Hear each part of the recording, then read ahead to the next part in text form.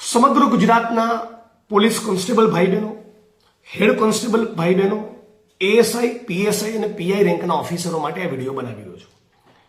આપણા ગુજરાતમાં આપણે જાણીએ છીએ કે દાયકાઓથી દારૂ જુગારના અડ્ડાઓ ચાલે છે, પણ છેલ્લા 5 વર્ષમાં જે પ્રમાણે ડ્રગ્સનો કારોબાર ગુજરાતની ધરતીએ જોયો છે એ લગભગ 2018-19 પૂર્વે હતો નહીં, અથવા તો નહીમત માત્રામાં હતો. ઉચ્ચ આઈપીએસ અધિકારીઓની સંડોવણી વિના હું નથી માનતો રાજ સત્તાના, રાજ્ય સરકારના શેલ્ટર વિના, એમની મીઠી રહેમ નજર ન હોય તો આટલો મોટો ડ્રગ્સનો કારોબાર એ ગુજરાતમાં થાય એવું નથી માનતો.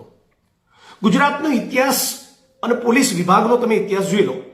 જેમ આપણા દેશમાં મોટા મંત્રીઓ, મોટા નેતાઓ, મોટા કોર્પોરેટ કંપનીના માલિક, બિઝનેસ હાઉસીસના માણસોને કંઈ થતું નથી, એ મોટાભાગે આઈએસ આઈપીએસ ઓફિસર